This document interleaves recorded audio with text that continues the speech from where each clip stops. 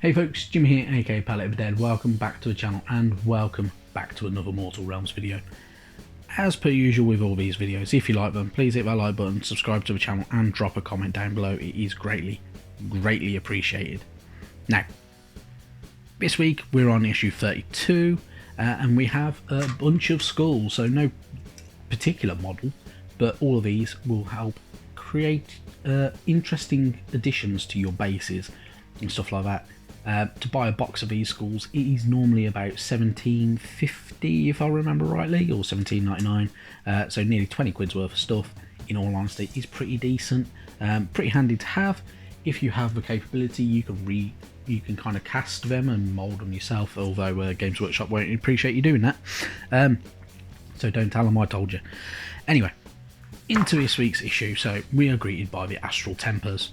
So the Astral Templars were once barbaric mortals and they have lost none of their savagery during reforging. They specialise in hunting monsters, just as they once hunted giant beasts to survive.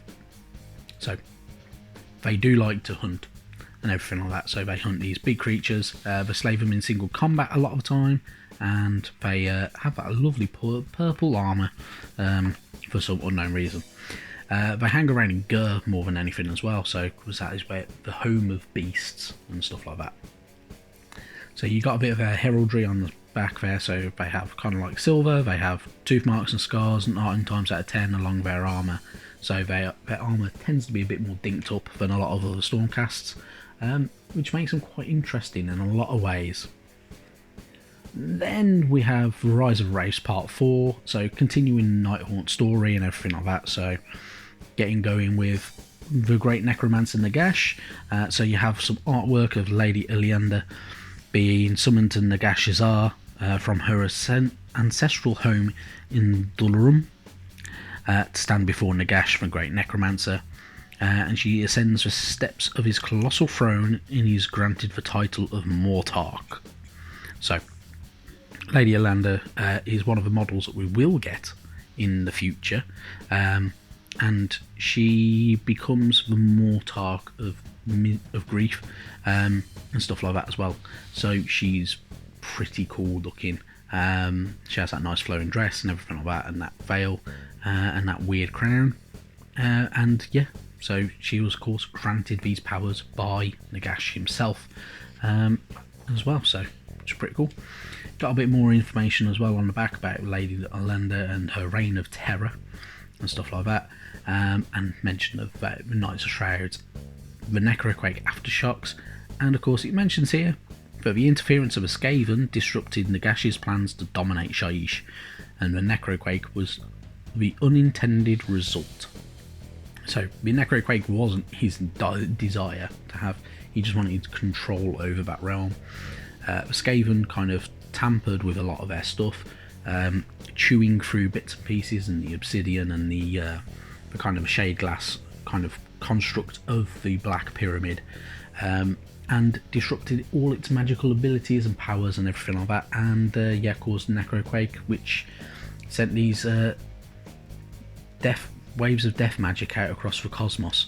So it was a mixture of good old Nagash and the Skaven just being the Skaven, and yeah, trying to get in everywhere without knowing what they're doing. Anyway, the next page we get some information about another Chaos God, which is Slaanesh, the Dark Prince. So the most subtly evil of the Chaos Gods, Slaanesh represents dark fates born from obsession.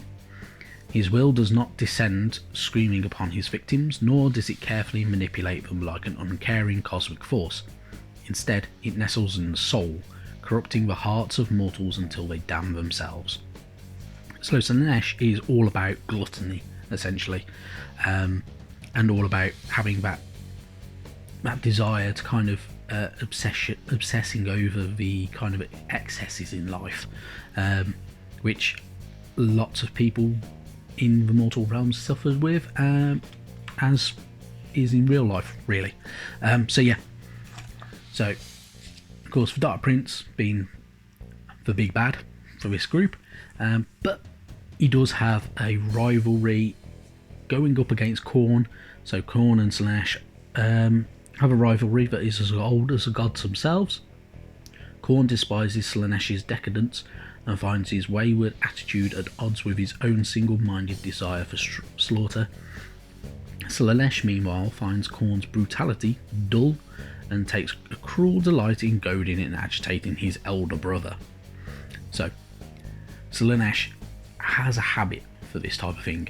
Slaanesh was also has consumed millions of elven souls before turning to the mortal realms. Not all elves had fallen victims to his gluttony, however. The four elven gods Alariel, Teclis, Tyrion and Malerion worked together and lured Slaanesh to Ulgaish, the hidden gloaming, where they used their magic to imprison him and take many of the souls back, which is why the elves have reappeared later into the Age of Sigmar and stuff like that. So, yeah, it's pretty cool. Which is some pretty decent kind of lore and history into everything as well. Then you've got the how to paint section, which is going over all them bases, for all them pre-sculpted bases that they haven't really told you how to paint or ways to paint them. It's all pretty basic. It is entirely up to you how you want to go about doing it. You don't have to do it their way. If you do not wish, you can do it how you choose, really. But certain things like the gravestones, of course, will look better if you do them grey and you dry brush over a lighter grey, or even Corax white sometimes will work with it like they've done. It's not too bad. Just make sure you let them dry properly. So going over all of that and how to paint your bases up. There's quite a lot of pages about that, and shading all of them as well. Make sure you're getting all them little details in, like the roses, books, ropes and stuff like that. Any coins that might be on the floor, that type of thing, and you can make your bases look a lot better, which will make your models look fantastic. They will start looking better and better and better. So if you're not used to painting, this is a very, very handy tool to go through if you are following it in this way. Right, going into more of your core rules as well into the next pages, so more about the attacking, picking targets, how to check melee range, and stuff like that as well. Not really adding the kind of the range and everything like that at the moment, but they are going to go through a lot of other bits and pieces, including cover as well, and how obstacles kind of affect the gameplay when you are playing. So these are the core rules that you would get in, say, like your general handbook and the core rules, the original core rules book, when I can learn how to speak, that you would get. So make sure you have a read through all of these if you intend on playing, and you can really get going and get into grips with them. Keep them around as well, because you may need to kind of refer to them every now and then, but it will tell you how everything's going to work in a lot of ways as well, so including if you've got multiple weapons on the go. And you got your battle plan, which is the soul pods apparently. So old Noel Root stood before the Stormcast Eternals, his staff planted in the soft woodland floor. The weight of defeat pressed upon his ancient bows. So going on with more kind of the Gyrans kind of storylines and everything like that. So this one is literally Niter Shrouds, 9 Glaive Wraith Stalkers and 10 Chain Rasps going up against Xandria Azure Bolt, 5 Sequitors and 3 Castigators. Get yourself some objectives in on the go as well, so kind of spaced evenly across, going diagonally across the board, and you're all good in all honesty. Have fun with it. If you're doing all of these battle plans, you've got a great game going. Anyway, on to next week. So next week we have another pretty poor issue, really. You've got Sterling Mud and you've got a texture tool. The value in the magazine for the next week's issue isn't super high, in all honesty. It's not too bad, but a pot of Sterling Mud is about £5. The texture tool is about £4, so it's not as valuable as, say, this week or last week's issues. Issue 34 though, you get a Dominion of Sigmar statue as well, which, doing it in a sandstone colour, does look far better, but you're going to need a lot of paint to cover that, and it's not as easy to spray paint with that colour because you have to get an ivory spray paint or anything like that, or Wraithbone if you're using the official DW ones. So yeah, not the easiest, but you can do it that way, or you can do it grey like most of the other bits and pieces will be, which will look just as good in all honesty. Right, that's it for this week. There will be more videos to come. I keep saying that every week and I don't deliver as many as I probably hope I would. I'm currently still painting up the Lord Exorcist from last week.